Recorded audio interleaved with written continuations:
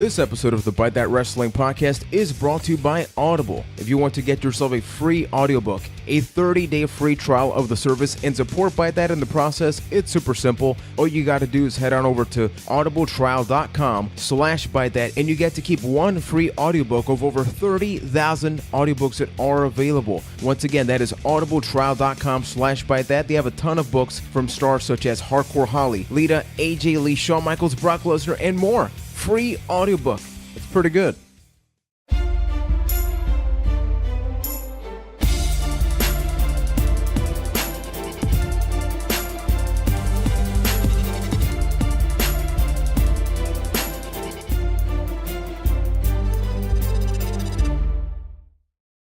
Byte Club. Ladies and gentlemen, welcome to episode 206 of the Byte That Weekly Wrestling Podcast, where we are going to be talking about the possibility of the fact that Brock Lesnar may be leaving the WWE possibly after SummerSlam in storyline terms, but he may actually be leaving WWE for UFC, possibly maybe after next year's WrestleMania. So we're going to get to talking about that. Plus, it seems like Bayley, the huggable Bayley, is injured, much like Brock Lesnar. Is it real? Is this real life or is this fantasy? I don't know. So we don't have Bohemian Rhapsody. We don't have any Queen here, but we do have a podcast you can check out every single Wednesday night live at youtube.com/bytethatcast, 7:15 p.m.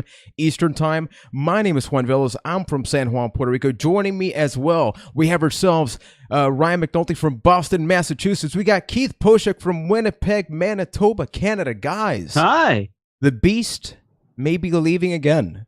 Is this WrestleMania 20 all over again, where it's just going to go down south, or is this not even WrestleMania 20? Things? Is this like WrestleMania 31 again, where he was kind of holding both companies hostage on where is Brock Lesnar going to go? I don't know.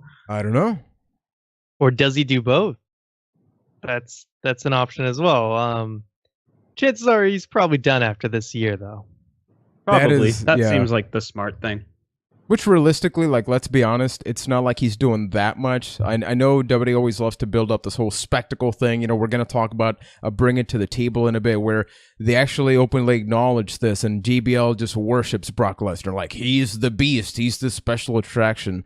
But I really think that can only take you so far, but not nearly as far as our supporters at Patron.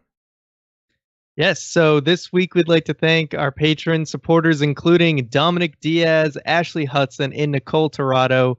Thank you all for your support. Yeah, you guys can support us directly by heading over to patreon.com/bytethat. You get early access to a Discord channel. We have the Patreon exclusive show, the Patron show. It's going to be a private show. We're going to be live this Saturday. Patrons, don't forget, 1 p.m. Eastern time. You got to pledge the month before it happens to be able to get access to that private show. So directly talking about all of the things that are going to be happening is definitely Brock Lesnar. But before that, we want to take it to the polls that we do about Raw and Smackdown Live every single week. We get your input at Twitter, Byte That Cast, and getting to the polls. We see that with Raw, only 57% at 2 out of 4. So pretty bad, actually. Only 4%, I was going to say, gave it a 4 out of 4. So a stark contrast to what's been happening with WWE as of late. When we go over to SmackDown, completely different. Nobody gave it a bad. 47%, 4 out of 4. 51%, 3 out of 4. So now, let's bring in a little bit of context. Last week, we were super excited with how WWE shaped things up, right? We were going to get the 3 slabs of meat per Keith main event on Raw, which, hey, turned out to be 2 slabs of meat between Big Show and Big Cass. That's gonna be talked about too. And then we had the epic main event. Yeah. And then we had Nakamura versus John Cena. So this was supposed to be like the week. If there's a week where you just want to like build upon everything that's happening on the road to SummerSlam, this was it, right? Yeah, I mean, the pacing of Raw is probably what hurt her, at least the order in which things happened. If they maybe had saved that triple threat as the very last match, Raw probably would have looked a lot better. But I think the fact that they ended with Big Show and Big Cass was the huge disappointment. Whereas SmackDown knew what to have as the final match with Cena versus Nakamura, and just was overall a stronger show. Raw just started out really good, and then that last hour it fell off a cliff. Yeah, that seemed like a very large pacing problem. Beyond the fact, like, maybe they wanted to make sure that everybody saw that match. That's why they didn't put it as the main event. That it feels weird how that Big Show and Big Cass got the last match over that triple threat, considering that's 3/4 of your main event going into SummerSlam, right? But that match was awesome. I think if there's one thing that can be said about this week in a positive manner is that it delivered. Wrestling-wise, it 100% delivered. The pacing of Raw was a little slow, and the whole Big Show, Big Cass thing, who cares? I really enjoyed the triple threat match. Smackdown had some amazing matches. I loved Cena Nakamura. Got even a little scared there for a minute. And this week delivered wrestling-wise for sure. Yeah, likewise. I'll have to agree. We even got like Chad Gable versus Rusev on SmackDown, which had very little fanfare. And I thought that was the best match of the week. Like, I will go out on a limb and say the match that I enjoyed this week the most was Chad Gable versus Rusev, just because I don't think people expected a lot out of that match. You also look at that being that Rusev deserves so much more. Like, he should not be this anti-American character at this point. And then Chad Gable's obviously still like, hey, Jason Jordan is Kurt Angle's son, yet you're doing the moonsault, you're doing the ankle lock, you still very much dress like him. Like, I think there's... And Marty Jannetty still can't walk. He's just a sexy Gable, man. So maybe they're leaning towards like a match between Jordan and Gable, like to battle. Like, hey, this is the next Dominic. This is the next custody match. So we're gonna get a ladder match to be Kurt Angle's son. Of course, man. Or no, it's like a custody battle between Chad Gable and Kurt Angle or Jason Jordan. Jason Jordan's just going into the match. They suspended Jason Jordan above the ring. The first person to grab Jordan wins the match. Because it's like Kurt Angle can either have his son or Chad Gable can have his tag team partner. Book it. There's no other options. So let's just get right back to the main topic of this week's podcast episode, which is Brock Lesnar. So this has been long rumored. Like, first there was the whole UFC thing, but then on Raw, Paul Heyman actually cut a promo saying if Brock Lesnar loses, he leaves, which is a weird stipulation. Like, I totally think this is WWE just capitalizing on the fact that everybody wants so desperately to get behind the scenes. I know, hey, is Brock Lesnar really leaving? Oh, because Paul Heyman's saying that. Like, does that mean he is actually leaving? I think they're just playing to that, not that he's necessarily going to leave or even lose the match. Heyman perfectly blended kayfabe and reality with that promo, because he just kind of took those little tidbits of reality and was able to make you buy in and believe, hey, there's a good chance that Brock Lesnar is going to walk away and essentially go to UFC if he loses the Universal title. So it's really making you tune into SummerSlam, and it makes it feel that more impactful that you're thinking, oh man, I heard these rumors about Lesnar wanting to go to UFC. He may lose the title because he wants to leave and go there. So it's kind of just getting people, it's just feeding more into that buzz. And the thing is, even if he does lose and leave, Lesnar has done this before. I remember Lesnar, I think he like quit WWE in storyline over Tout once. I'm pretty sure something like that happened. Yeah. So it could easily be that even though Brock loses at SummerSlam, if that happens, he could just take a vacation until the Royal Rumble and decide to come back, finish out his contract, and then boom. So really, the possibilities are still very open. Exactly. They're just playing into the headlines right now, and if there's somebody that does that the best, it's Paul Heyman. Brock Lesnar got called out. So, is Brock Lesnar going to leave to go fight in the UFC? We don't know, but they can totally play into it. And really, doing that only helps the match, because we've been talking about for weeks how this match feels like anybody could win right now, where all four of those men going into the Fatal 4-Way have a pretty good shot of walking away with the title. And this really helps give the other three guys an even better shot at least seeming like they could win the title. Because if Brock Lesnar is leaving and this whole stipulation is real, well, then it becomes more of a conversation. Well, who's going to be the champion after Lesnar? So there's no harm in making this, like, blending the storyline and the reality in this. And Brock Lesnar, he's just, in real life, he's just a gangster in the way that he's got 2 multi-million-dollar companies held hostage saying, yeah, I don't know what I want to do. I might do this, I might do that. How much money are you going to throw at me to do it? And there's a bit of respect you need to throw at somebody for that. If they're in it for the money, they're doing a really good job about being in it for the money. When they need you more than you need them, there's a lot of power in that. And Brock Lesnar has 2 companies that both need him more than he needs them. I'm saying, though, no matter what, as far as WWE goes, I think Brock Lesnar is done after WrestleMania. But I do think whether he fights in UFC in a couple months or not until after his contract, he's still going to stay with WWE until WrestleMania, even if he just does fight in UFC in between. Because, I mean, his last fight, he was still under contract, so he certainly can work that out if he really wants to. Yeah, he's definitely in that tier where he's like The Rock. He can get away with anything. Doesn't really matter. I mean, even on the UFC side, Brock Lesnar got suspended and popped for a drug violation.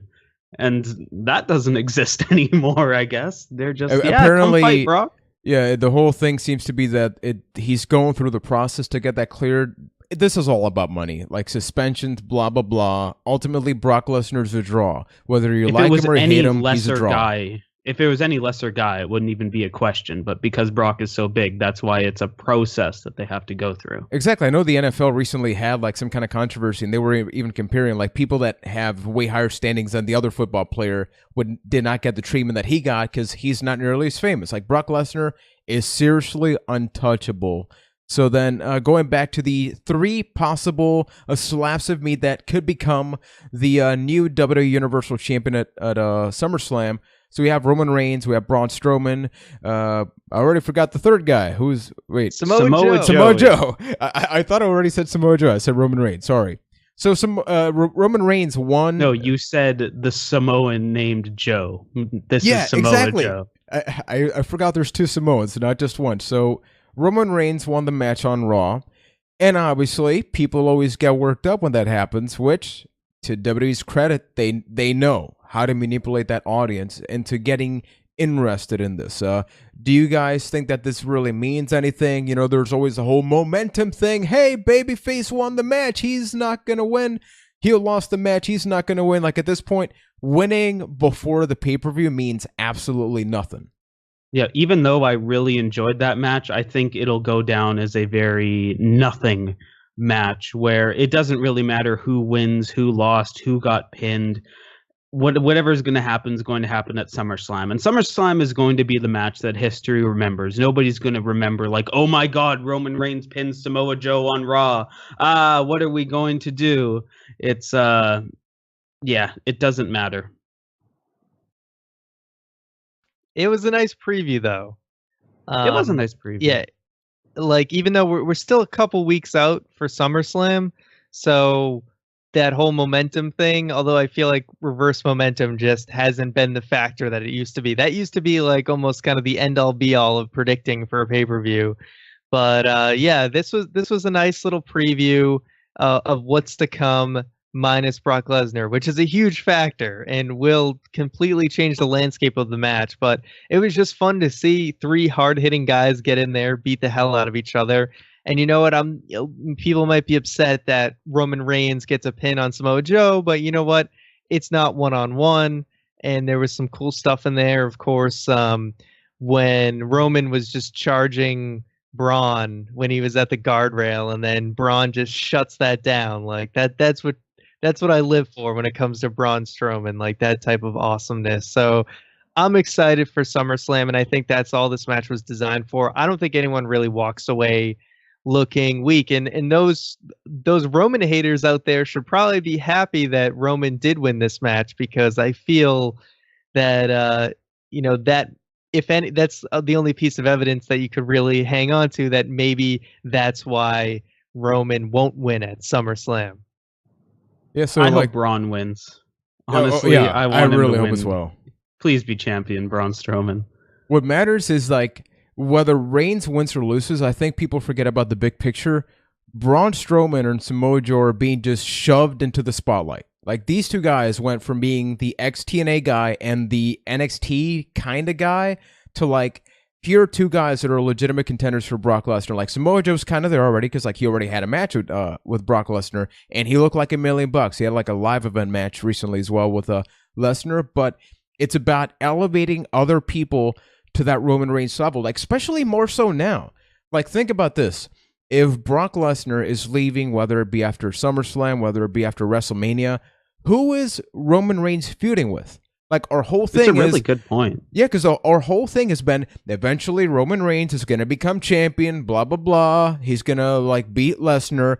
Lesnar's gone. Let's eliminate him from the picture. What is there? Then we get Samoa Joe, Roman Reigns, and then what? Like you got to build up, back then you had The Rock, Mankind, Triple H, Stone Cold, you had Jericho in there, you had The Big Show, you had Kurt Angle. Like I can go on. That doesn't exist. Like, yeah, you do have your Finn Balor's, which we'll actually talk a little bit more about Finn Balor on our Fan Friday video this week on the YouTube channel, but you still got to build those guys up. You still got to build up Dean Ambrose and Seth Rollins, even though it seems like they're going to be going down the tag team route, which is fine. Because like right now, there's not a lot of room up there for the main event scene. So you already I'm got happy. 4 up there. Yeah, exactly. Got to make some room elsewhere, To quote the WWE Hall of Famer Stan Hansen, "You're only as good as the guy you're across the ring from." So if they put all their marbles in Roman, then all of a sudden he's got nobody to feud with. Because even if Brock Lesnar stays with the company, Brock Lesnar goes away after SummerSlam. You're not going to see Brock Lesnar if he loses the title. You're not going to see Brock Lesnar after SummerSlam probably for a while. You know what? Even if he retains the title, you're probably not going to see Brock Lesnar for a little while after SummerSlam. So having all these guys be built up together leaves a lot of room for Roman to feud with somebody else afterwards. Like you could easily see a world where Roman Reigns goes against Samoa Joe. You could easily see a world where Roman Reigns and Braun Strowman just completely continue to beat the piss out of each other. And both of those are really good worlds to live in. So they're really doing the best thing they can. Now people do get lost in the process, but that's completely okay. Yeah, you always got to be kind of shuffling the deck. And the thing is, they're doing a better job, I think, of building up a main event scene than, times when John Cena was at the top, when it felt like every feud was a throwaway feud because nobody stood a chance. Roman isn't winning all the time, so at least they're rectifying that. We're not having these John Cena type feuds when John Cena would fight Mark Henry, and as good as Mark Henry's promo was, he had zero chance of beating Cena. Whereas some of these matches with Roman Reigns, it's not a foregone conclusion that he's going to win. Yeah, past like the blind Roman Reigns hate, yeah, there's still a lot of work that needs to be done, but the work is being done. It's not being neglected, and I think that we just need to give it a little bit of time. Now, another topic, getting to the women's division on Raw, we still don't know whether it's real or not, but there's a video on the WWE YouTube channel, which, Bayley's emotions, they seem real, so either she became a great actress, or it does seem like she has some kind of shoulder injury that could inevitably take her out of the SummerSlam match. Now, if you haven't, check out this week's Bring It to the Table. They actually bring up that apparently it seems like Sasha Banks and Alexa Bliss have a little bit of a legitimate heat with one another. This is incredible coincidence. Like the timing cannot even be better. Seriously.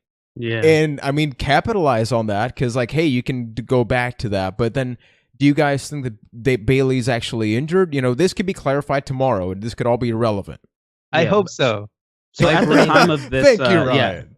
At the time of this recording, it's not like WWE.com confirmed that Bayley is injured and will be out for a period of time. Let me go to WWE.com to actually verify that. Okay, yeah, officially nothing's happened yet.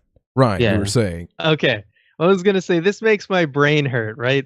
Because the last encounter that Alexa and Sasha had, it kind of had like a non-finish to it, right?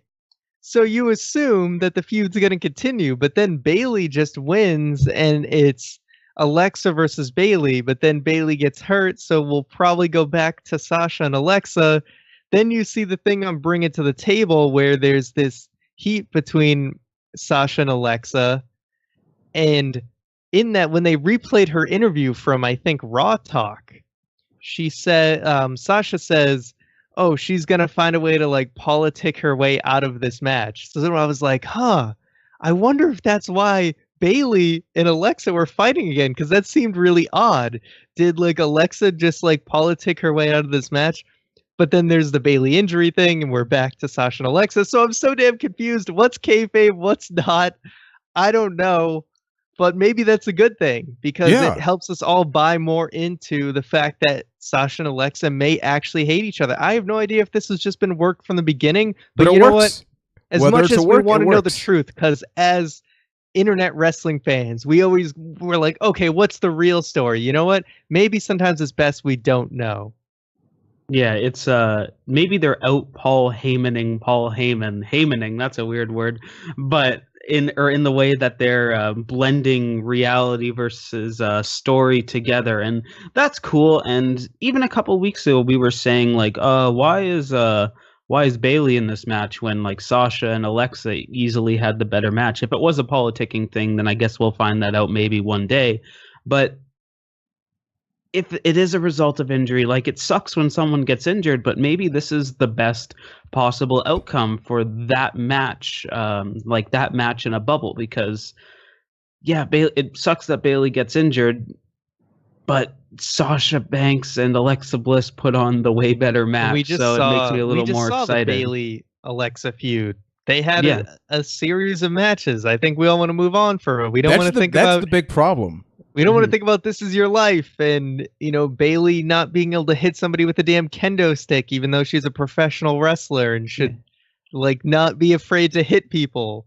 And I mean, as harsh as it might sound, Bayley going away for a couple of months is probably a good thing in the long run, to really hit maybe like some sort of reset button on her character. I'll reiterate once again that you never want to see anybody get hurt or have to take time off, but from a character and like story standpoint, maybe it's a good thing for Bayley. Yeah.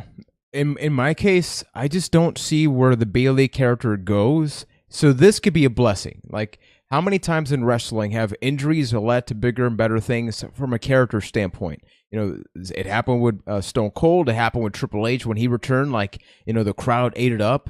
I think that the Bayley huggable character can evolve a little bit, and she can get a little bit upset and frustrated at the fact that she's now left off of SummerSlam.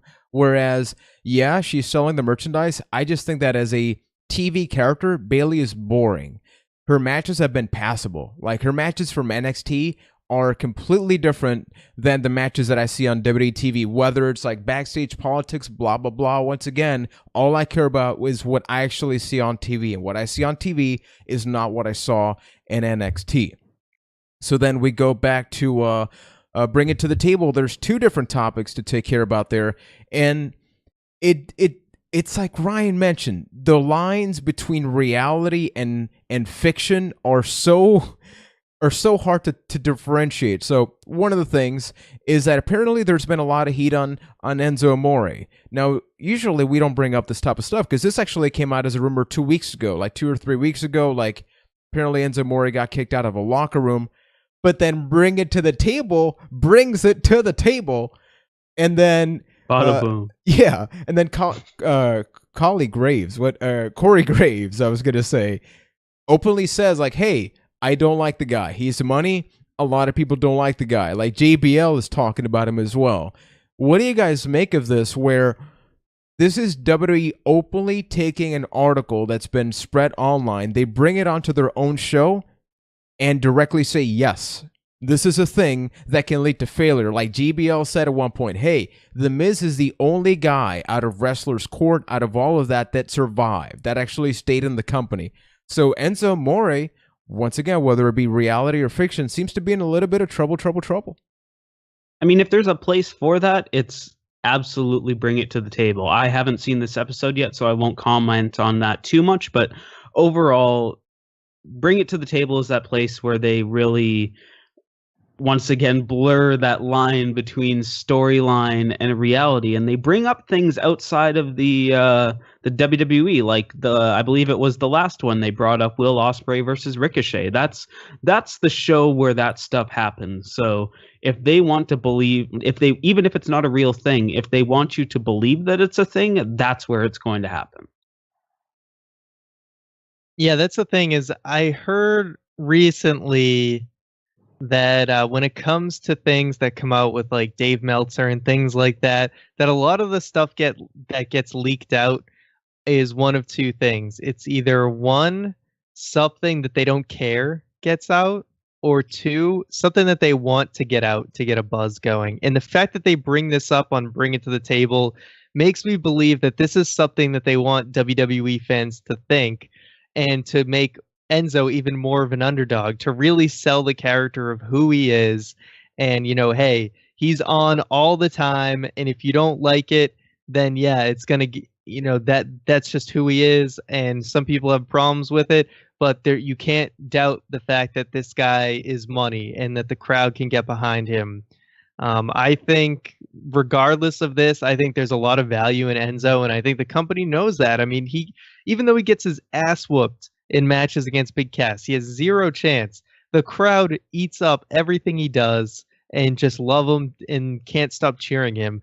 They'll find a place for him. Like I said, he's kind of got Big Show to carry him through this feud for the wrestling portion. And when he does eventually move on, I mean, if he's on 205 Live, people are instantly going to care more about 205 Live because he's there. And if he decides to be a manager, well, that can be a big deal too. There's a lot of room for a guy like that. Charisma that Enzo has, you can't teach that. It's not easily found at all. And the fact that people, the fact that like this guy got a job based completely on like a YouTube video he just made, and Triple H saw it and hired him. They know that he's gold on the mic, and people like that are they're not. So what you're saying, a dime Ryan, a dozen. They're you're pretty hard saying to find. that Enzo More is WWE's Justin Bieber, is what you're saying right now. Internet darling, discovered. I will not commit to that saying. Then people are Take turning it to the Canadian on him. That one. No, think about that. And then they turn on him with all these allegations and things that, oh my God, like the one-to-one comparisons. I see where you're coming from, and I understand. Right? It. I think it's crazy, but it works. I think you might be onto something. Yes. And it's too late now to say sorry. Okay, I'm not even gonna keep going down that route, but yeah, the other thing is the whole Sasha Banks, Alexa Bliss thing. We already talked about it a little bit. Do you guys see then Bring It to the Table as a show that now we don't have Talking Smack? Smacking Talk got canceled after 1 week. Is this sort of the gap between Raw Talk and Talking Smack happening after pay-per-views, and then this is where you fill that void that maybe Talking Smack left behind? I don't think so, because you would need Bring It to the Table every week, and that is way too much bringing it to the table. You'd have it every once in a while in the in-between time, and I think that's okay, because Bring It to the Table usually gets recorded after pay-per-views anyway, right? Because that's how they do it with the special guests. They usually wait till Rosenberg's like at a show. Yeah, you can't always bring it to the table. You got to give it a rest every once in a while. Yeah, this is not the same as Talking Smack, because Talking Smack was a great outlet for the actual superstars to develop their characters, whereas Bring It to the Table is sort of becoming, hey, let's take all the hardcore fans like squabbles and issues and let's just shut them down and tell them why they're wrong. At least that's what I feel like it's becoming. And I think the very first episode was like really hardcore about that, and then they kind of calmed down. So now they only get their digs in like a little bit. Because I know Rosenberg brought up the whole thing of, hey, Battleground was a letdown, and then all of a sudden the SmackDown after kicks ass. It's like, and he's asking the question, are you giving too much away on TV and not making your pay-per-views great? And then JBL is like, oh, you want to complain about having great matches and stuff? And then later on, I read a report that they're disappointed in their network subscriptions. I'm like, well, there you go, JBL. You want to complain all you want about, oh, free TV's great, and then the pay-per-views suck. Well, maybe that's why your network subscriptions aren't quite doing as well as you thought, because maybe you're just giving too much away on free TV, or you're just not making your pay-per-views feel big enough. You know, I'm probably looking into this a little too deep, but I find it kind of funny how, remember earlier this year how there was that whole fire JBL movement for like being a bully and all of that stuff? Yeah. So that all happened, and then they gave JBL a show where he can bully the entire fan base and shut everything down. But it's like a character there, I guess. Not really. And that's okay. Nobody... Whatever. Keith, to summarize, you're talking about wrestling, man. Wrestling, just a shady thing. Well, I'll tell you, there were two fantastic things about Bring It to the Table. One being that they show this, like, was it Bruce Pritchard and JBL on like a moped together, and they played the Mike and Maria Kanellis song with it, which is just amazing. That's pretty great. And then the other thing was the fact that during the Punjabi prison match, the commentators combined said structure 64 times during that match. And JBL was actually left silent. Yeah, no, that's the thing. Peter Rosenberg was grilling both Graves and JBL about, oh, do commentators have specific buzzwords they have to get across, or, you know, certain things are pushed heavily, and they both stayed quiet. Probably they didn't want to get in trouble is the real reason, but they didn't say anything, and then they just played that clip where they say structure 64 times. So I think that's your answer. Let's just put it this way to conclude. Like, the fact that we've been talking about bringing to the table for about 10 minutes says a lot about the effectiveness of the show. Like, whether you like it or not, it gets people talking, and most of all, it gets people questioning whether it's real or fiction. And I think like that is 2017. Like, that is what WWE should be about, not just to bring it to the table. It should be like that on the rest of the shows. Now, the biggest questionable thing this week is about Big Show and Big Cass. Was them main eventing Raw a big mistake, guys? What do you make of that? Well, it was the big fight with the Big Show and the Big Cass. Yeah, this sucked. I don't understand why it was the main event. It was a all right match at best when you had a really good triple threat closing down the second hour. All around, I wasn't a big fan. Yeah, it really makes me think, was there anything they were competing against or something? Because we've seen WWE in the past where they legitimately just give up on the third hour and they put all the best content in the first 2 hours. I don't know if this was something. I haven't read anything that they were afraid of what they were competing against, but it feels like if you wanted people to stick around, that you would probably put the triple threat as the main event. And I think the only reason people are crapping on this Big Show versus Big Cass match so much is just because they saved it for last. So it was kind of a disappointing way to end the show. I don't think anyone says too much about it otherwise if it was like smack in the middle of the show. So I wasn't super offended by it, but it really just, you want Raw to end on like an interesting note, and it just didn't happen. It's weird. You know, it's giving me flashbacks of like 2014 or something when Big Show and Kane had like way too much of a role at that time. And it's like, wow, we're really going back to that where we're closing Raw with Big Show's theme. Like, Keith loves, you know, two pieces of meat hitting each other, but this is a very expired piece of meat in the Big Show that's still as your main course. Yeah, it's not good. It honestly, after that triple threat, I checked out, mentally checked out. Still watched the show, but I'm like, okay, I saw what I needed to see, and my mind went elsewhere. That's a good place to go, actually. What I'll say about that is I don't care about Big Show matches. I think that the Big Cass is in a tough spot where he deserves to have a bigger spotlight shed on him because he's still the former tag team partner to Enzo Amore, right? Like, they got to completely shy away from that. And it does seem like they are working on that, like slowly but surely.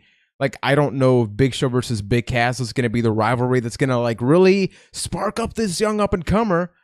But at the same time, like, what is there? Like, look at the Fatal 4-Way. Like, one of those 4 guys seems like to be the guy that he should feud with. You have like a Finn Balor who's feuding with Bray Wyatt. Say he wasn't feuding with Bray. Big Cass isn't going to win that match. So really, it is just either Kane or Big Show or any other big guy just to say, hey, you're passing the torch. Because you both got He's big in as a tough first spot. name. I think is. you know it's a common thing that a lot of people are saying is get his ass over to SmackDown because Braun Strowman is just a better Big Cass in every single way. It's tough for Big Cass right now. I mean, after the Big Show, what does he really have to do? At least they changed his theme a little bit. I don't know if I'm a fan, but they did make it a little less generic. Yeah. So to summarize, you need to put that spotlight on Big Ass. The big ass. Okay, I got to get a little bit ranty right now. I don't have the rant mode music anymore, but what in the hell is Jason Jordan's theme song? What the did somebody just like rip an NES cart and just like put it directly on the PA system and then it's just like mumbled like a missing number in Pokemon? Like seriously, what the hell was that? Like I don't know if that was supposed to be some kind of like kind of retro-y rip of Kurt Angle's theme song. Seriously, guys, I need some help. I have to listen to it again because I don't remember it being that different from his like American Alpha theme. It just sounded like kind of a redone version, but I wasn't listening closely enough to feel like it was like a MIDI theme like a lot of other people were saying, so I'm going to have to go back and listen. Yeah, I don't remember it being like aggressively bad. It sounded to me like a remix of American Alpha, but yeah, I have to go back and listen as well because I don't feel this aggression that you do. Juan, show me how ruthless it feels. I can't get too ruthless. Or I'll break a my lot microphone. of theme changes today. What was the Seth Rollins thing like? Let's burn it down. Let's burn it down. Which a lot of people liked. I cringed. I don't know. I thought it was a little bit too much. Like, because that was from what the hell? That was from the like Downstate did a as they did a version of Seth Rollins' theme song. Just give him Alex Riley's theme song. Yeah, and I thought they were gonna go full song because that song is like done and available on Spotify, but they took the burn it down thing and left the rest of the song out. So I don't know, maybe they're slowly trickling in Downstate into Seth Rollins theme, and then a month and a half from now. You messaged us when you found that song, so that's a piece of that song, right? It is. That's how that song goes at that time, and then like after the burn it down, then it goes into like Seth Rollins' theme with a full lyrics. It's available on Spotify for anybody that wants to listen to it. There's even people on YouTube that have taken like a Seth Rollins entrance and dubbed that theme on it, so you know exactly how that would look. But shouldn't Randy Orton have that? He's the one who burned down something. Like, unless we're counting the 2K18 thing as like kayfabe and part of the canonical universe of WWE. Then what has Seth Rollins truly burned down? Ryan, you were at WrestleMania. Didn't you see him burn down? Right, he did it. He lit up the LED ramp. Yeah, with and a then real torch. So never mind the real character. Fire that Randy Orton made. They made a digital one, and he burnt it down. I don't know why I'm thinking of Trunk Door. Strongman, Trunk Door, Trunk Door. Okay, too much singing from me. Too much singing, but Keith brought up Spotify. Another cool service that you can check out and support us in the process is Audible. So if you like the podcast, Audible kicks back a little something to us for every person that joins the 30-day free trial. You actually get a free audiobook in the process. Just go to audibletrial.com/byte. You can get one of over 30,000 audiobooks. Like I listened to the Hardcore Holly one. I listened to the AJ Lee one. I'm going to listen to a book now that it's titled I Don't Want to Get Wrong because it's incredible. And Corey Graves was checking it out as well. And my phone's not loading, so I'm looking bad. It is, I can't find it. Keith, what would be a good book title while I figure this out?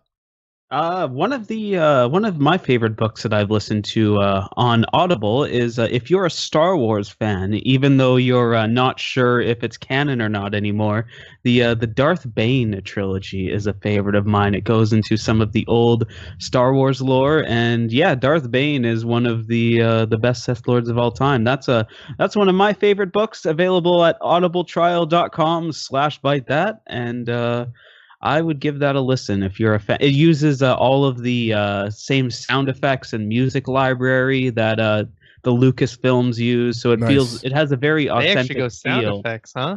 Yeah, they do sound effects on it to like all the lightsaber battles, and like if they're running through the jungle, they do like the that it sounds like running through a jungle. It's really cool. The Star Wars books are great. They go all out on them, and yeah, available. I found it. Oh, thank God! It's called The Subtle Art of Not Giving a Beep. So I want to learn that subtle art, and you can learn that as well by going to audibletrial.com/byte that. PhD in that. Oh yeah, Keith is the master. Which, hey, just to tease things a little bit, you definitely want to listen to next week's podcast. Ryan has more information about that at the bottom of the show. So going back, we're going worldwide, baby. We talked to Pitbull, we talked to Titus O'Neil as well, because Dana Brooke could be the newest member of Titus Worldwide, and she could be going to hardcore country. Because, like, I don't know if you guys checked out that segment, but he kind of insinuates to Dana that she should embrace her country roots. So, like, I don't know if this means there's going to be a character change. Like, I love the fact that he's moving away from just like the 205 Live stuff. Seems like now he's going to be getting a women's division person. Maybe he's going to get a tag team long term. Like, I love the idea of this huge guy that could easily destroy all of his clients. He's the opposite of a Paul Heyman, right? Yeah, but this whole thing is cool. But you know what makes me sad about Titus Worldwide? This was a thing that was built to give Apollo Crews character. Where is Apollo Crews? Who? Ooh. Yeah, that's the I'm thing. Actually thinking about that. Where is he? I think it's worked out. It's worked out pretty well for Tozawa so far. Yeah, for sure. And I'm glad that he's adding more people. Like, I mean, when's the last time you really saw a manager that was managing a whole group of people? This is a very old school feel to it. And like Titus, he's got the personality, but his wrestling has always kind of left a lot of people, it was disappointed. Bad. It was very bad. Even though he's got literally all the tools except for just having great matches. So you know what? Might as well utilize his strengths and have him managing people. And it's actually been pretty fun. Like, I like, sure, it's kind of like a lower card thing, but you know what? Lower card stuff needs cool stories too. And I really like that this is an interesting thing going on in the mid to lower card. It's definitely getting people, like, just having Titus O'Neil associated with 205 Live kind of helps 205 Live feel more integrated with Raw. So I really like that. Yeah. Apollo Crews, I don't know what's going on there. He's still really not that interesting. But Dana Brooke, I mean, certainly she's someone who hasn't done jack lately. So this could only help. Yeah, it can only go up for Dana. So here's to hoping it does go up and not just stay at the net zero that she's at right now. So now getting to one of the biggest things that happened. We talked about the triple threat match that happened on Raw. Now getting to SmackDown, we got it. We got John Cena versus Shinsuke Nakamura, the dream match come to life, which begs the question, which I've not had the chance to actually talk to you guys about this. Do you think the dream match lived up to the expectation? They shouldn't have built it as a dream match. I don't think it was. I'd give it like a 3 out of 5 or a 2 out of 4, I guess, on our scale. Yeah, how dare you rate out of 5? What do you think this is? Yes, I am. I have committed blasphemy. But it was shame to the Byte that universe. Oh, are you gonna stick the shame nun on me? That'd be bad. Shame. But not. Ding, ding. Yeah. It was an all right match. Nothing crazy. It got scary there for a second where I thought John Cena could have been hurt real bad, but it was a good SmackDown match. It's not the match that everybody thought it would be. I think they made a mistake if that's what they were going to do, and like to hype it up as a dream match, because you're building it up to be like this amazing, incredible match, and that it was not. And I feel there was some chemistry there, not what like people were probably hoping for, but I do feel like it left enough that you can believe that if John Cena and Shinsuke Nakamura end up having another match down the road, it's probably going to be a pretty good match. That's probably the best compliment I can give that match. Yeah, I thought it was a good match, but I wouldn't consider it this fantastic match. A lot of that had to do with just not having enough time, but also I felt like things were a little off. There was a lot of moves I felt like that looked like they either didn't connect right or they looked kind of weak. I felt like for the King of Strong style, I didn't really feel like Nakamura was laying it in quite like he should have been until we got to that brutal suplex. He listened to oh you. My God. So basically what you're saying is Cena almost died at your expense. At my expense? Well, yeah, because Nakamura listened to you. He's like, you want strong style? I I'll kill didn't- John Cena. I didn't specifically yell at my TV. I wasn't like, I like everything you do, kid. Just you gotta lay it in a little more. No, I didn't say that. But Jesus, man, that suplex. Thank God Cena looks like he's okay. Although there was that like Baron Corbin attack after where Cena was he was real slow to kind of do that AA and stuff. So I don't know what the hell condition he's in. Luckily, the dude has like a thick ass neck, thick neck there, and was able to withstand that. Because I mean, Jesus, any normal person probably wouldn't be walking after that. Holy crap! Yeah, I don't think it lived up to the expectation for me either. It was a perfectly good match.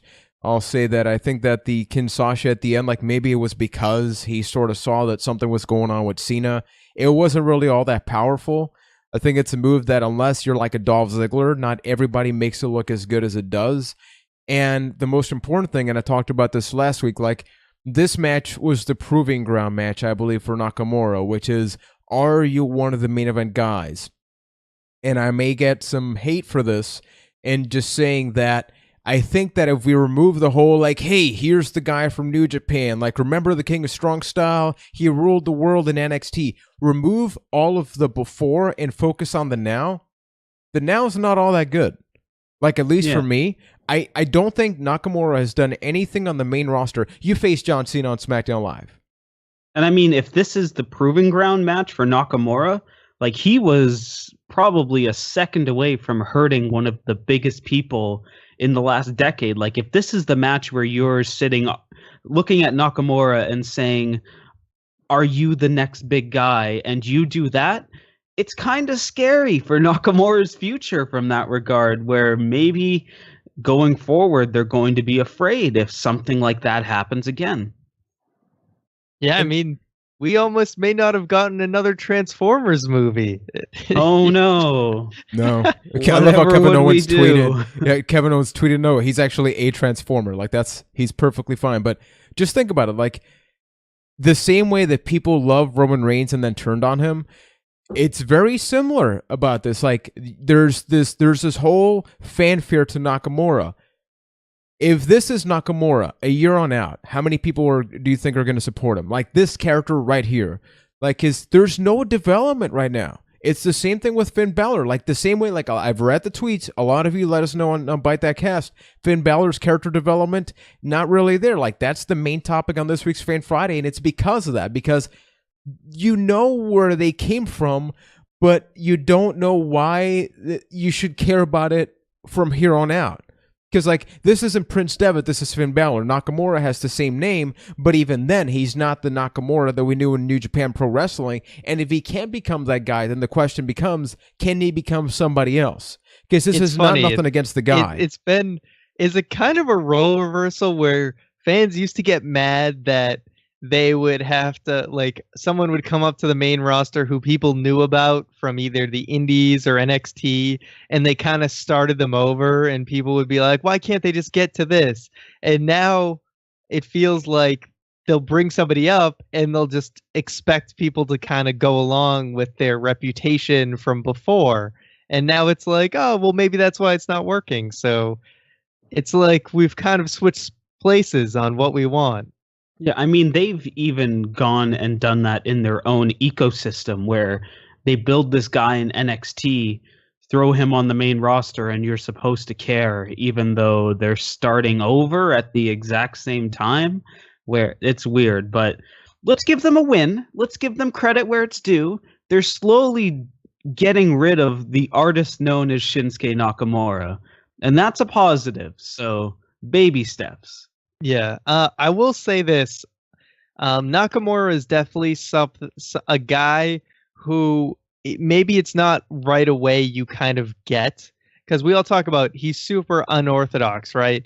And I'll try and say this as politely as I can. Like, my roommate, when he sees a match with Nakamura, he thinks like there's thinks there's something wrong with him in the way that he's like unorthodox.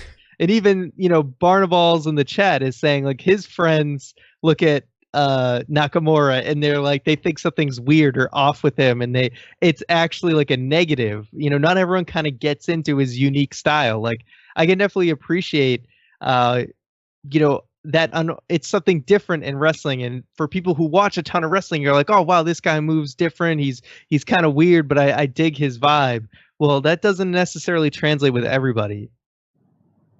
And now we talk about two guys that maybe have translated very well.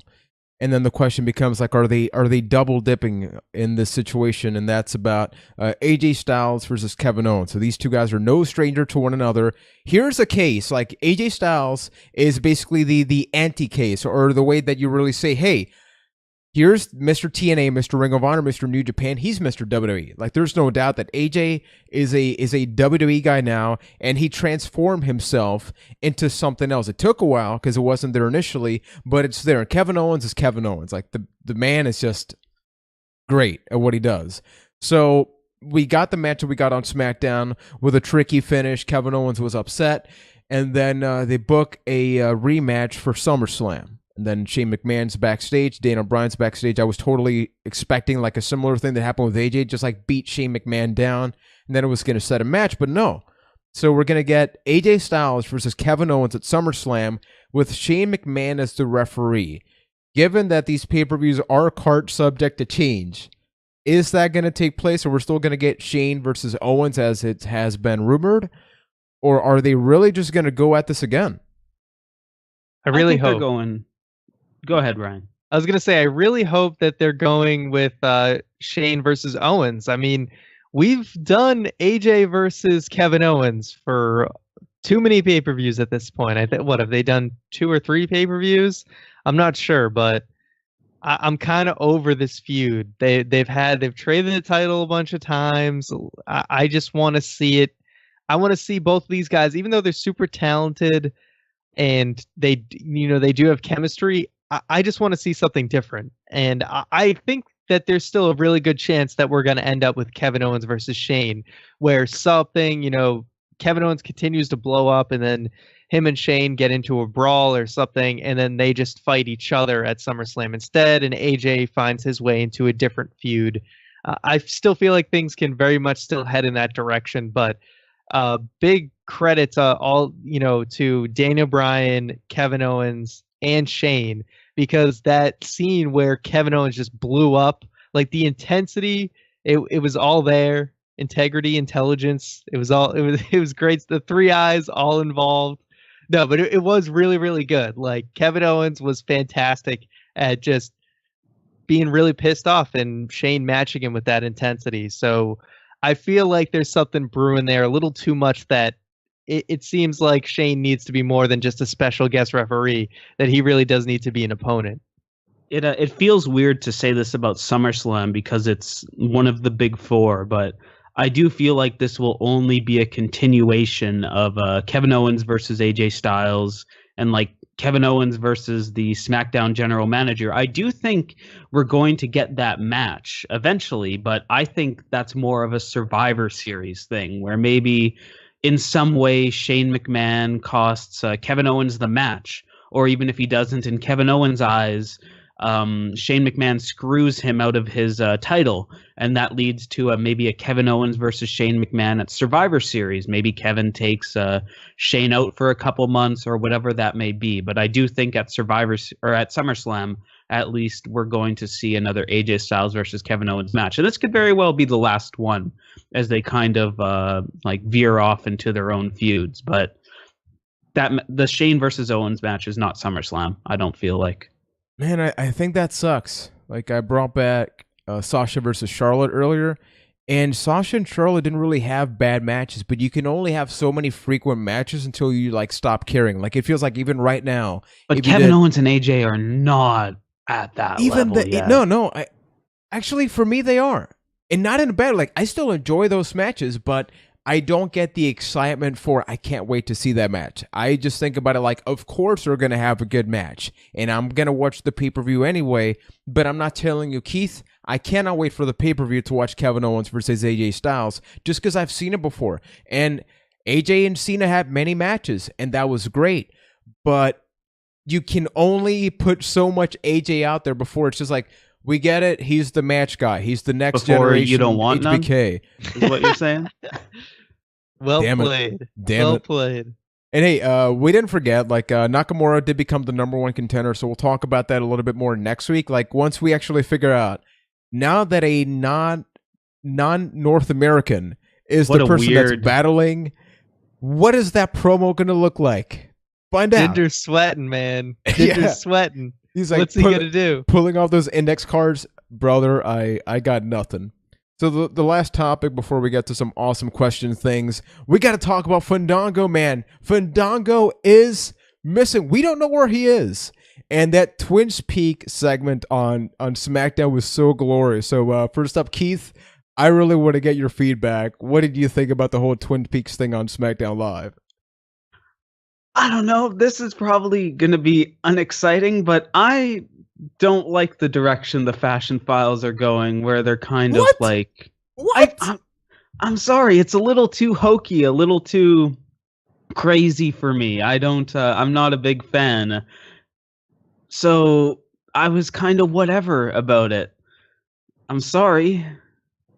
Yeah, okay, this was one. Okay, Try again. I love me some Fashion Files, so I was digging this one. Although I've never seen Twin Peaks, I know it's a David Lynch thing, and I've never seen a David Lynch movie, but I know he just does some weird ass stuff. So when I see Ascension pouring maple syrup on a log, I'm like, yeah, this is some David Lynch crap they're throwing right now. It's entertaining as hell. I appreciated the ridiculousness of it. I loved it. I mean, the fact that it's been like 2.5 months and they're still just trying to figure out who trashed their office and now it's like months Fandango's ago, kidnapped. like it even matters anymore. It's just becoming more and more absurd, and I kind of love that. And I love how the Ascension are now just reoccurring characters in the Fashion Files. Like, it's like its own little awesome series. It's almost like it's really like kind of Southpaw-ish to me. Don't you? Oh, I'm saying not even close. Which, hey, I've heard there's some more stuff. People are saying that Natalia photo where she's dressed up all glow like that was potentially a Southpaw part of thing. Southpaw. So I'm getting pretty pumped for that. Don't But yeah, you? I feel like this is their way of translating Southpaw to the main roster in a way that it fits into that canonical universe, and I like it, and I don't care what Keith says. You disgust me right now, you son of a beast. I'm not the one who rated something out of 5 today. Okay. Oh. Biggest bird. Oh, Snap suplex. What if kids. if it was a Southpaw regional wrestling character that kidnapped Fandango? Would that be too crazy? Like as a cross-brand hype to bring back Southpaw? What if he just comes back as Chet Shetterfield? That could happen. Because great things can live in a bubble. We don't need to, here's Clint Bobsky showing up on Talk is Jericho. Things like that don't need to happen. A beautiful thing can live in its own beautiful bubble. And that's what Southpaw is to me. We don't need Big Bartholomew coming on SmackDown or anything like that. Anything is better for Rusev than being just Rusev right now. Oh, the wrestling part can only get you so far. I'd rather be just Rusev than foreign heel. True. Damn I it. think his feud with Orton isn't going to be about Murica, so there's hope there. Who knows? Maybe Rusev can get a good match out of Randy Orton right now. And no, I didn't get those mixed up. Maybe he can win a feud against Randy Orton. I don't know. Orton probably is looking for some free wins after jobbing to Jinder Mahal 3 times. So I don't know what chance Rusev has. Well, he is going to the free win factory. Hopefully good things happen. Oh, I was going to say Bray Wyatt? I don't think so. Yeah, good point. Yeah, that's going to end up being the thing. So folks... He even lost at the free win factory then. Factories are Bay. So folks, we do the show live on YouTube. Like, we know that a lot of you listen on the road, but there is a benefit. You can chat with the other members of the Byte Club, so you can subscribe to the channel. One of the benefits, if you want to make sure that something gets shouted out or mentioned at the podcast, is by donating via Super Chat. It's yet another way that you can support us. So we got 2 Super Chats today. We got one from TJ Kinder that wrote, "Love the show, guys." And guess what, man? We love you, buddy. And then Overcooked Bacon, Ryan, what did the brother have to say to us? Overcooked Bacon, $5. He said, just a few dollars to put into the Keith Energy Drink Fund. Can't let my boy get thirsty. Keith, a lot of people were concerned last week. People were concerned last week over your consumption of energy drinks and the fact that they may kill you. You know what? You go outside and you can die. There's a lot of things in life that are going to kill you. And I drink one a week.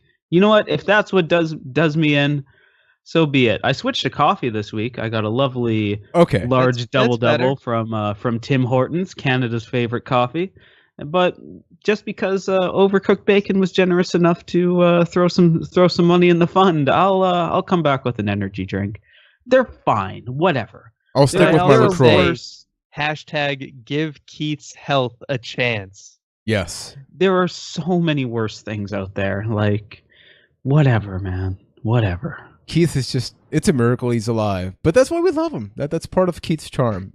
You're right, but not for that reason. No. He's like the Iron Sheik. It's a miracle he's alive. Not anything else. Yep. Nothing else. No. Else. Well, the questions. No. Ladies and gentlemen, you can send questions for the podcast. You can send questions for the podcast. We have an email. That's a thing. ByteThatCast@gmail.com. You can write and we read it. And you can send us a tweet at ByteThatCast on Twitter. Use the hashtag AskBT. If you're checking out the podcast on YouTube, drop a comment after it is archived. So basically, once it's not live anymore, you can drop a comment there. Keep in mind that one of the cool benefits is that because we now have a Fan Friday show taking place on YouTube, and maybe down the line it's going to happen on RSS. It's just logistically a little bit difficult. You know, sometimes maybe if your question doesn't make it on the podcast, it makes it on Fan Friday. If you're a patron, that definitely bumps up the possibility. So with that being said, Keith, take it away. What are people asking? Take it away, I shall. Our first question comes from the True Prince of Pro, who asks, when was the last time you saw a match and thought, that was a perfect wrestling match?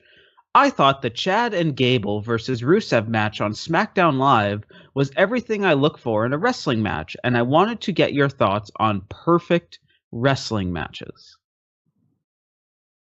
This is a deep one. Yeah. So I got a lot of answers for this already. Like I'll say the Iron Man match between Bayley and Sasha is definitely up there. I think that the American Alpha Iron Man match over the Takeover Brooklyn one? Actually, both. Like, realistically, both of those matches, I remember American Alpha versus the Revival. Like, those matches in NXT were great. Tyler Bate versus Pete Dunne, also in NXT. Okay. I'm seeing a trend here for me. Yeah. John Cena versus Shawn Michaels on Raw. Like, that's another match. These are matches, like, for context, I've gone back and rewatched these matches more than once.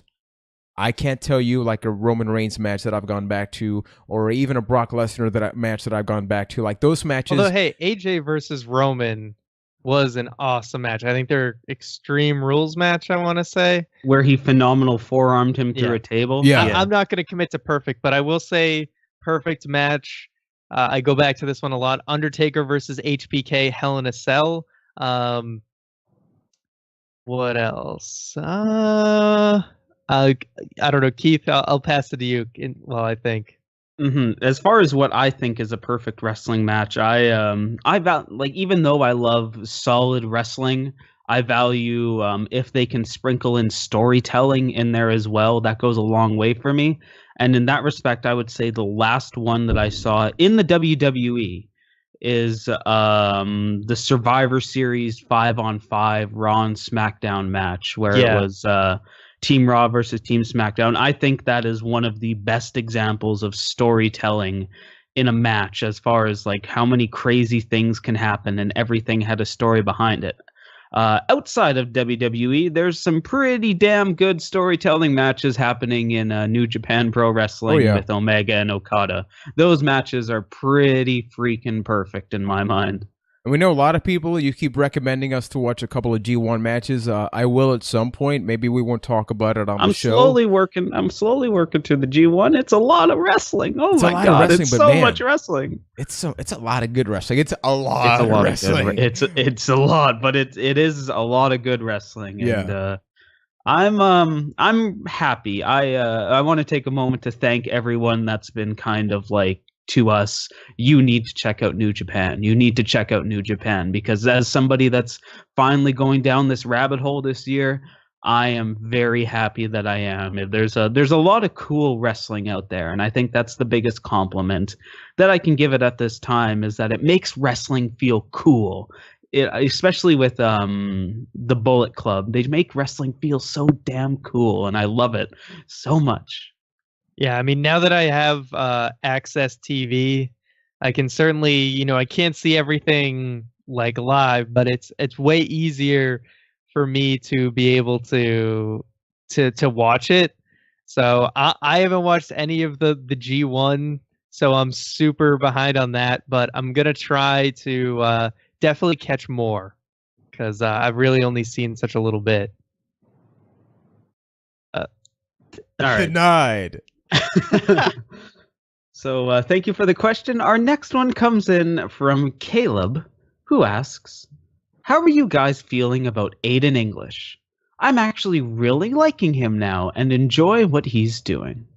I just think it's hilarious how what's working right now is it worked on day one in NXT. Like going back to his rivalry with Big Cass, like Colin Cassidy at that moment where they would both sing. That was some highly entertaining stuff, so I'm super happy that they're doing that with him. Is it going to lead to anything? Hell no. I think that Aiden English, for whatever reason, has a very, very limited ceiling, whether it be because he was part of the Vaudevillains, whether it be because, like, apparently people didn't like Simon Gotch. Very entertaining for similar reasons to people like Fandango and Tyler Breeze, but I think that's as far as it's going to go. I actually think that I really like Aiden English, and I think there's a lot of potential for him as a just solid mid-card guy. I think the guy's super entertaining. I like that he went back to his old school NXT singing thing because that really did work. Like that really dropped off once the Vaudevillains happened. So I'm glad he's back to that because it's kind of a unique thing he can do. And I think it really works. And I think with the amount of wins that he's been getting lately, that they do see something with this guy, and he could really be a solid mid-card act. And I also see some potential down the line for him to tag with Elias, and they have a sort of singing guitar duo thing going on. I don't know. There could be a pretty cool, like, they're both guys that are doing these performances, so... 2MB? Yeah, there's some, two-man band. There's some potential there. Your definition of the word cool is questionable. It's not even Caribbean. But, yeah, Aiden English is doing some cool stuff right now. I think it's unique. You can say it's at least unique on the SmackDown side, but there still feels like there's a really low ceiling as far as where Aiden's going to end up once this is all done. Now, I say that knowing who the WWE champion is right now, but it does feel like there's a very low ceiling that Aiden English can hit. And I don't ever even see him going up to the US title. So that's kind of disappointing. US a little I guess. crowded right now, but he could get there eventually once the main event guys kind of move back up to the main event. European Even Championship? then, I disagree. I don't think he'll. Whatever. We'll see. So thank you for the question. Our next one comes in from TMK Tanner, who asks, any music coming out you guys are excited for? So I don't have any like particular band and stuff like that.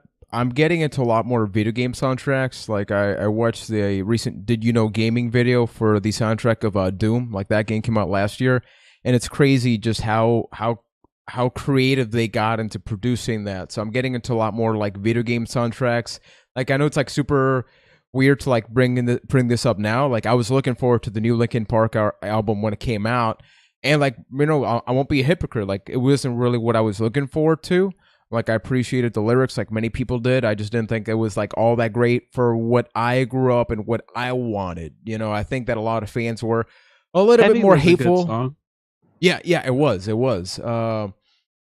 I'll say like the last album that I really cared about was like Death Magnetic. Like in terms of like ultra hype. I think music, because of services like Spotify, it's so accessible that there's not like that ultra hype. It's like, well, it's gonna be on my phone, so whatever, I'll just download it.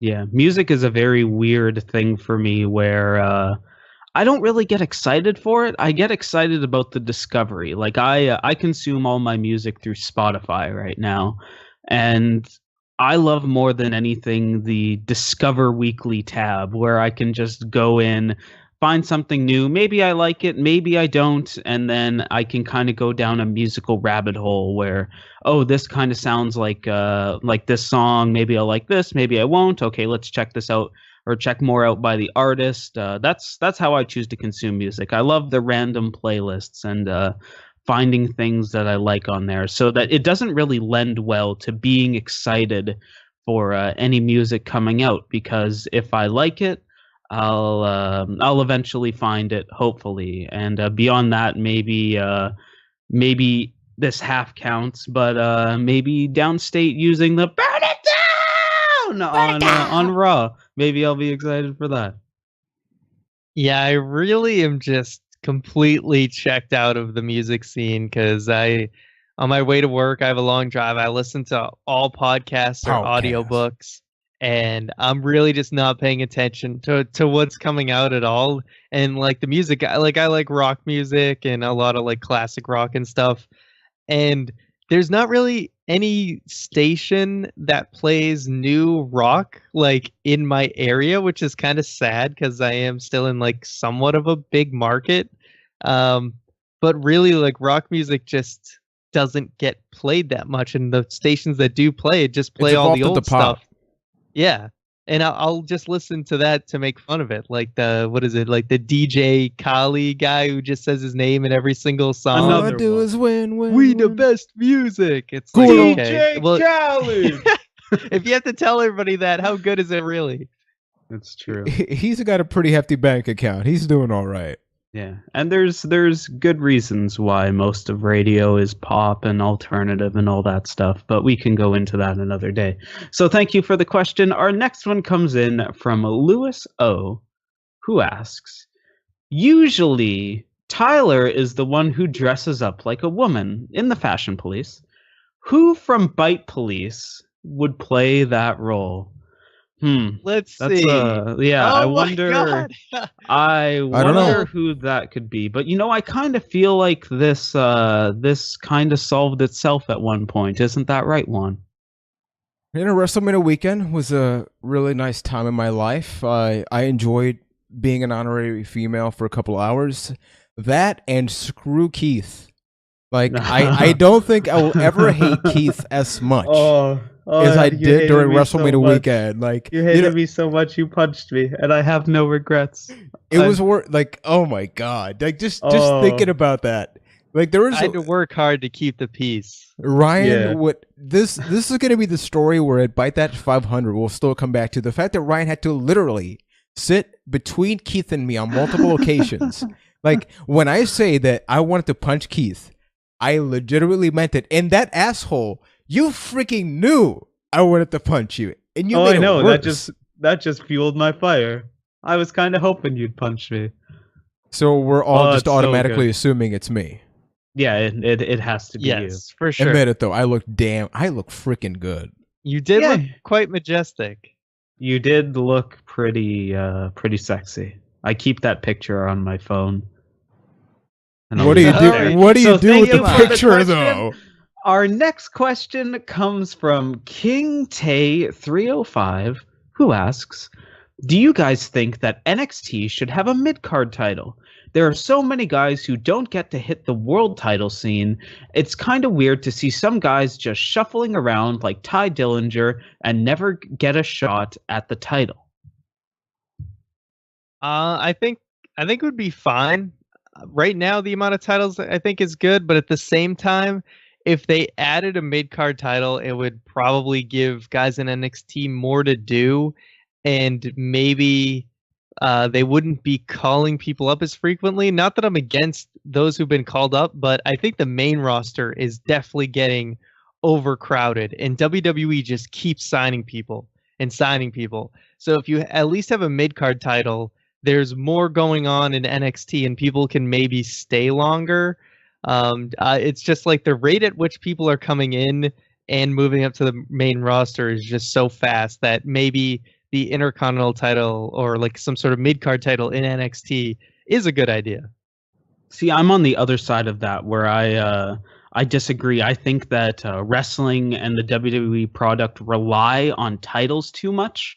And this gives people in NXT a way to really build something that doesn't have to be around a title. You can build other feuds outside of that. And I'm of the mind that there's a stigma in NXT where winning the title is all of a sudden this giant stamp of approval that, you moved up to the main roster and you didn't win a title. Well, you're going to fail miserably. Now, admittedly, they've kind of proved that right a little bit, but if they add another title to NXT, I think that's only going to get worse, and it doesn't help anybody at the end of the day. So, and plus, besides TakeOver, NXT's an hour-long show every week, right? So, doesn't that make the show feel a little crowded if they have to add a fourth title into that? They don't need it every week as long as they fit it into the TakeOver.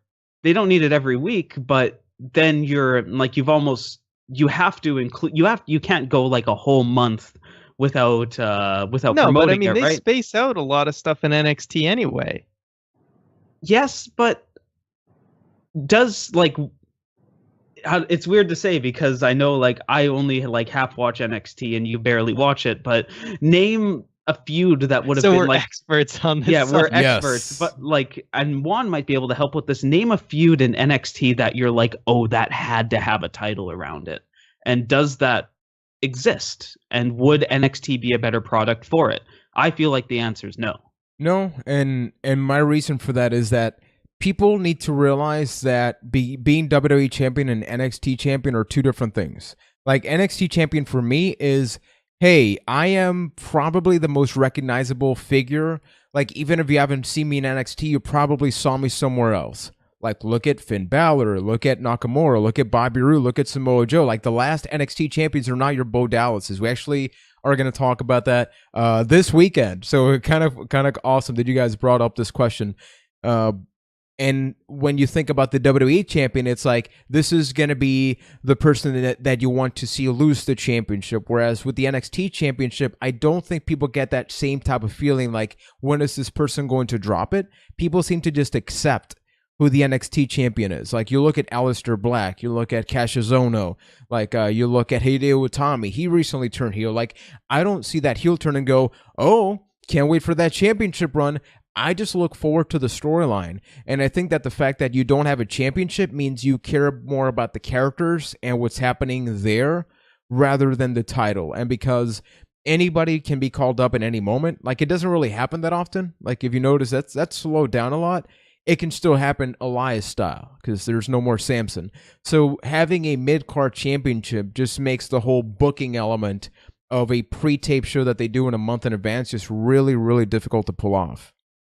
And I mean, if you put a mid-card title into it, it can also create some sort of stigma. Like, okay, this guy won the mid-card title, but he never won the NXT title. Well, I guess he's a mid-carder for life. And it could get even more formulaic than it was than NXT is now, where since they always have to book that mid-card title thing, they don't have to care as more about a story, and it's just about the title. So exactly. I can see your points. All right. So thank you for the question. Our final question of the show comes from, and I hope I'm saying this right, Sleewink. Let's go with it. Sleewink asks, Neville is God? Oh, sorry. Neville is God? Question mark? Is this a question or is it a statement? According to Sleewink, it's both. I would say, like, if there's a metal Jesus on YouTube, Neville will be like pissed off Jesus. I kind of see where he's going. Neville he's in the godlike tier with Asuka. He's up there. Like those two, if those two made a baby, that baby would be WWE championship. It would be the championship. He'd be the champion upon birth. Wow. But what's a god to a king? Oh, that's a good question. Well, the King of Kings.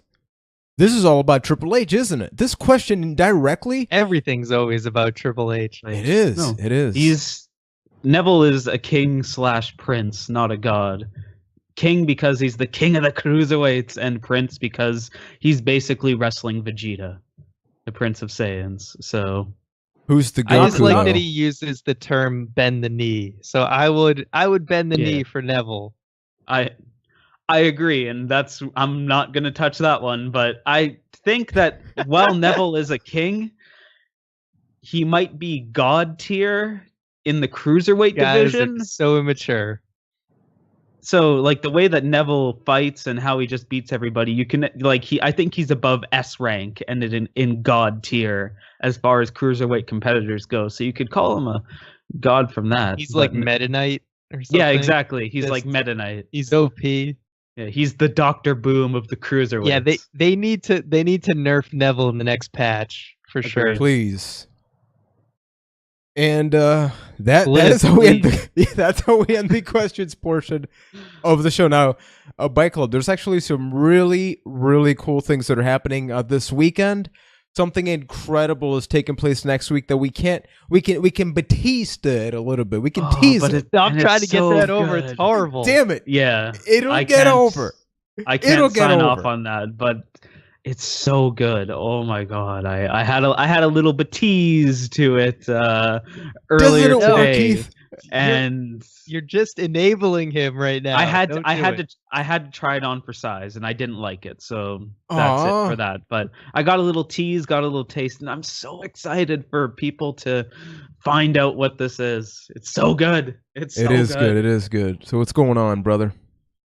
All right, so for the BT Weekly Update, as they both said, we got something special for you next week. It might be music to your ears, one could say. So coming up this weekend over on the YouTube channel, youtube.com/ByteThatCast. This weekend we've got a video where we talk about NXT.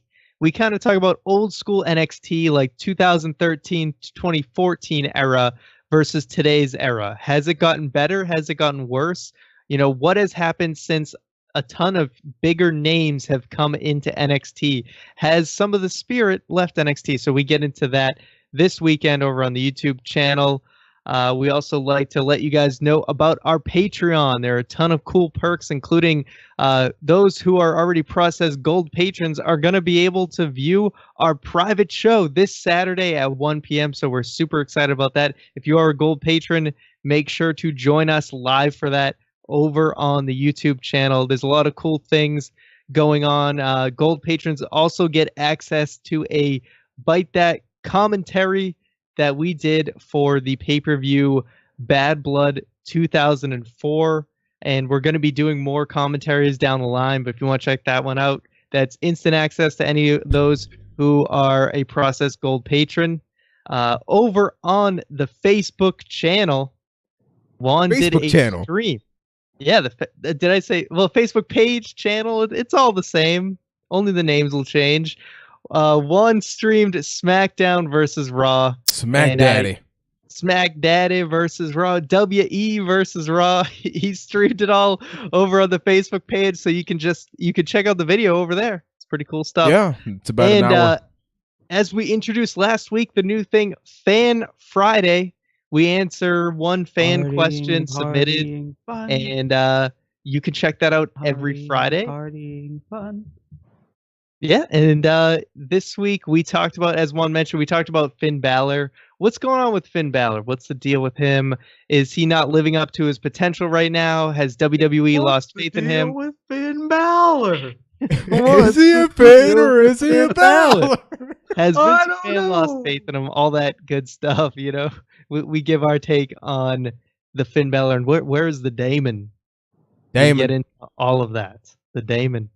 The Damon. One last thing I wanted to get in, because this was submitted after our Super Chat segment, but TJ Kinder jumped in there with another $2, and he said this should be able to cover a second monster. So Keith has got more money for that fund for energy drinks. I appreciate you guys slowly putting me in diabetic shock. And we actually got another donation from Justin Bohannon as well, who wants to support Byte That. So this is just awesome, guys. Thank you so much. Thank you so much. Seriously, Ryan, bend the knee, close out the show now. Just say goodbye. Well, everyone, thank you guys for listening. If you want to catch us live, remember that's youtube.com/ByteThatCast, 7:15 p.m. Catch us every week live. It's a good time. Thank you all for listening. We'll see you next week.